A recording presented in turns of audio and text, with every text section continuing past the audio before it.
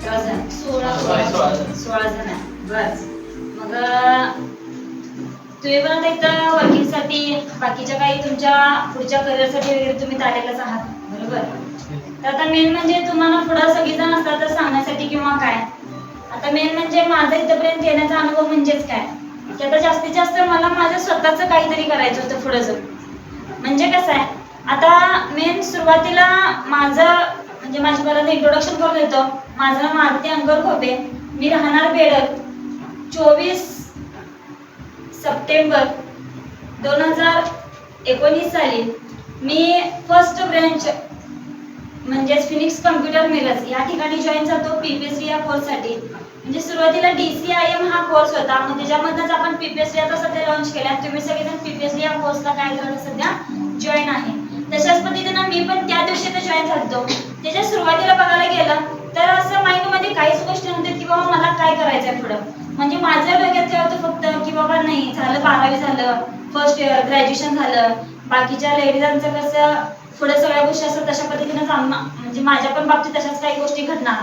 एक मेन म्हणजे basic point म्हणजे माझी जी मैत्रीण आहे तिने टॅली ह्या कोर्ससाठी इन्फॉर्मेशन घेण्यासाठी आपल्या फिनिक्स कम्प्युटरमध्ये आलते आणि त्यांना एक चांगल्या पद्धतीनं हे भेटलं की माहिती इन्फॉर्मेशन मिळाली की आपली प्रोजेक्ट सिस्टीम म्हणजे त्या प्रोजेक्ट सिस्टीमवरती जेव्हा इन्फॉर्मेशन सांगत असताना की प्रोजेक्ट सिस्टीम जेव्हा आम्ही बघितलं तेव्हा आम्हाला समजलं की बाबा ही क्लास एक नंबर. म्हणजे मला इथं आल्यानंतर मी खूप काही गोष्टी शिकलो.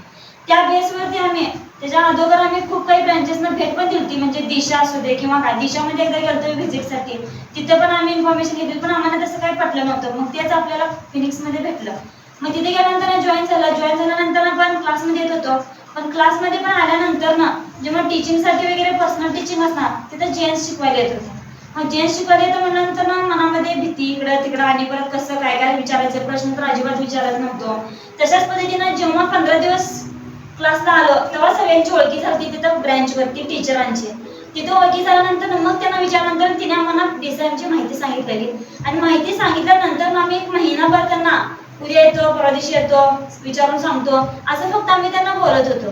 आणि जेव्हा काही ते फायनल झालं तेव्हा मी आणि माझी मैत्रीण त्या पीपीएससी कोर्ससाठी आम्ही दोघी जण जॉईन झालो. बट त्याच्या अगोदरच मी फक्त जॉईन झालो ती नंतर एका महिन्यानंतर जॉईन झाले. मग ते एक महिना जेव्हा मी जॉईन झालो पीपीएससीचा फॉर्म भरलेला तो फॉर्म भरत असताना मी अजून घरात अजिबात कुणाला सांगितलं नव्हतं की मी ह्या कोर्सला आलोय म्हणजे ह्या कोर्सला मी जॉईन झाले. म्हणजे मला फक्त इतकंच माहित होतं घरच्यांना माहित नव्हतं. मग घरच्यांना कसं सांगायचं म्हणून मी काय बोललो नव्हतं असं. मग त्याच्यामध्ये पण बघायला गेलं तर नंतर मग मला लेट व्हायला घरला जायला. तिथे गेल्यानंतर मग घरात विचारले की तू कुठल्या कोर्सला जॉईन झाला. मग तेव्हा ह्या कोर्सची इन्फॉर्मेशन सांगितलेली फक्त एवढंच म्हणाल की हा कोर्स आहे 1 वर्षाचा आहे 2 वर्षाचा आहे असं फक्त सांगितलेलं. त्याच्या पुढचं काय माहित होतं की मी काय करणार. मग त्याच्यानंतर मग दिवस वगैरे चालले 1 महिना झाला 2 महिने झालं. मग तिथनं जॉईन वगैरे झालं. मग जेव्हा जॉईन झालो तेव्हा म्हणजे मेन म्हणजे ऑब्झर्वेशन स्किल. त्या ऑब्झर्वेशन स्किल मधनं भरपूर काही गोष्टी शिकायला भेटल्या. मग नेमकं त्याच्यामध्ये बेसिक पॉईंट म्हणजे प्रेझेंटी कशी घ्यायची असत्या क्लिनिंग नेमकं कशा पद्धतीने केलं पाहिजे. आम्हाला तिथंच कळतं की चांगल्या पद्धतीनं की नेमकं ही ट्रेनिंग सिस्टीम काय आहे. म्हणजे सुरुवातीला जॉईन व्हायच्या अगोदरच आम्ही जेव्हा बॅचमध्ये येतो तेव्हा सगळ्यांना बघून आम्हाला थोड्याफार गोष्टी माहित जाते की बाबा हे असं आहे. कारण का आम्हाला कसं अगदी बाकीच्यांचं बघून करण्याची इच्छा आहे. म्हणजे कोण कसं वर्किंग करतंय कोण कशा पद्धतीने असतंय घरी पण कोण ना कोणतरी आता लहान मुलं असतात किंवा आमच्या शेजारी कसं एक हे होतं मग तिने पण ते वर्किंग करत असताना त्यांचं बघून आपण पण कशा पद्धतीने ते करत असतोय. ह्या सगळ्या गोष्टी आम्हाला आधीपासूनच त्या गोष्टींची एक सवय होती की बघून शिकणं असं. आणि कॉलेजमध्ये जेव्हा जात होतो शाळेमध्ये जात होतो तेव्हा वाटत होतं की टीचर किती भारी शिकवतात आम्हाला पण एक टीचर व्हायचंय किंवा काय. आणि जेव्हा मी शाळेमध्ये होतो एक आमचे गणिताला म्हणजे भूमिती आणि बीजगणिताला शिकवायला सर होते माळे सर म्हणून. मला त्यांच्यासारखं बनायचं होतं त्या माळे सरांच्या सारखं की मला बीजगणित आणि भूमितीसाठी. आणि मी डोक्यात ठेवलेलं की मी पुढे गेल्यानंतर माझं ग्रॅज्युएशन झालं मी टीचर ट्रेनिंग घेणार आणि आमच्या त्या शाळेमध्ये शिकवायला जाणार असं माझं माइंड होतं.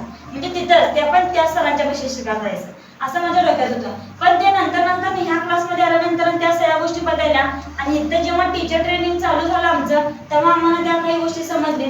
आणि ते वर्किंग करत असताना भरपूर असे प्रॉब्लेम्स येणार किंवा काय. मग त्याच्यामध्ये पण असं तुमच्यासारखंच की मी म्हणजे कसं काय काय बघून वगैरे सांगणं किंवा आपण बघून वगैरे वर्किंग वगैरे करत असतोय किंवा त्याच्यामध्ये पण. आणि आधी आमचे जे सिनियर वगैरे होते तिने पण आम्हाला सगळ्या गोष्टी सांगत होते की कसं करायचं लावून सवय. कारण त्या टायमात ते काम करून देऊन रिपोर्ट देऊन घरला जाताना असं माइंडमध्ये नाही की काय राहिले ही कामं अजून केलं नाही किंवा काय असं नाही. मग ते आम्हाला तेव्हापासूनच एक तिने एक मार्गदर्शन करणं चालू झालं. पुढच्या पोस्टसाठी एक धडपड असणार आणि असं पोस्ट पाहिजे म्हणून तरी अजिबात काय आम्ही तर काय पडलंच नाही असं ऑटोमॅटिकली सगळ्या गोष्टी. मग नंतर झालं सगळ्या गोष्टी सुरुवात वगैरे. मग तिथे HOD पोस्ट भेटली. तुमच्या आजूबाजूला असं एक्सपिरियन्स माणसं जास्त नव्हती, जास्त म्हणायचं आहे. मग तो जबाबदारी ज्या सिच्युएशन हँडल अंगावर पडत्या, मग त्या सिच्युएशनला तुम्ही कसं हँडल करा, अशा पद्धतीने? क्वेश्चन आहे सरांचा. तर त्याच्यासाठी कसं की सर बाबा आपल्या आजूबाजूला माणसं जरी नसले तर आपल्याला ते माहिती की बाबा ते काम कसं करायचं. आता समजा फॉर एक्झाम्पल तो इथंच संपन्न झाला आणि पुढची बॅच आता आपण कंटिन्यू करायचं आहे. तर धन्यवाद मॅडम.